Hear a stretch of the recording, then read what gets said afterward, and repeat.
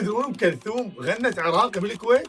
ام كلثوم لما زارت بغداد غنت بالحفل واحده من اغاني الفنانه العراقيه سليمه مراد، واللي هي قلبك صخر جلمود، لكن للان ما لقينا نسخه من الاسطوانه اللي سجلوا بها الاغنيه. وغنت ايضا اغنيه هذا الحلو كاتني يا عمه. الاستاذ وليد حبوش حصل على نسخه مهداة إليه من ارشيف الكويت. كنتوا تعرفون انه ام كلثوم غنت بالعراقي؟